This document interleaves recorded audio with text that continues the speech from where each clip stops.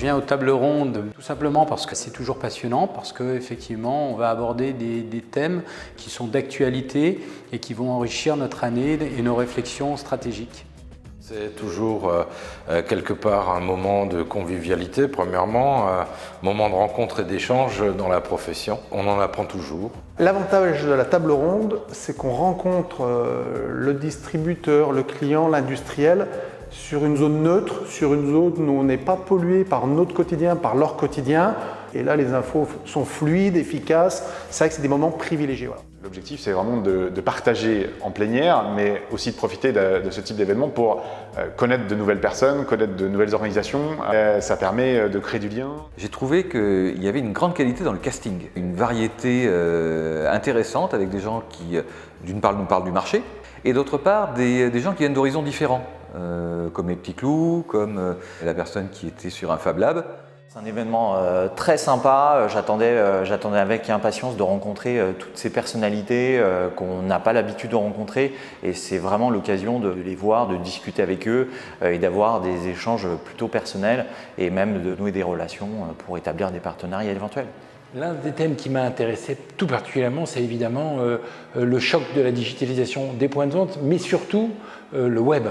Je sens bien que ça effraie beaucoup de monde et s'opposent ceux qui en font une opportunité et ceux qui relèvent tous les dangers. Aujourd'hui, on se rend compte qu'on a une grosse partie de l'activité qui bascule sur le web. L'usage du téléphone mobile, du consommateur, du collaborateur, le côté digital du point de vente, c'est essentiel et ça fait partie des tendances annoncées depuis quelques temps. Ceux qui ne sont pas présents sur ces secteurs-là, sur ces sujets-là, qui n'apportent pas de réponse, aujourd'hui ils sont mis à mal. Le marché du bricolage, comme beaucoup d'autres, est en plein changement et je pense qu'il est nécessaire et utile à chacun de déjà voir où il est par rapport à la moyenne et puis peut-être d'entreprendre quelque chose. Mais le marché bouge énormément, ceux qui ne bougent pas sont perdus, que ce soit des distributeurs ou des fabricants. Il faut absolument continuer à nous renforcer, on a des intérêts communs, on a des choses à faire avancer aussi pour nos clients et je pense que ça, si on ne se rencontre pas, on n'y arrivera pas. Vous savez, c'est comme dans un couple, quand on ne se dit pas les choses, on arrive toujours à un échec.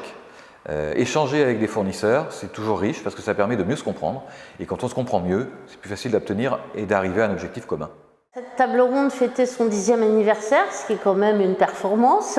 Alors, elle a beaucoup acquis en maturité parce que les acteurs ont commencé à avoir l'habitude de se retrouver. Et en plus, il y a des évolutions de marché profondes entre la digitalisation et Internet. Et toutes ces problématiques, ils ont besoin d'en parler. Ils ont également besoin d'avoir une vision globale sur leur métier. Et ça, ils aiment bien parce qu'il y a toutes les statistiques qui leur sont données. Et donc tout ça crée une espèce de melting pot où ils sont contents de s'exprimer, de prendre un peu de recul par rapport à leur métier et c'est très important. Alors nous vous invitons, chers lecteurs, à retrouver l'entité du compte-rendu dans nos colonnes de notre numéro de juin-juillet.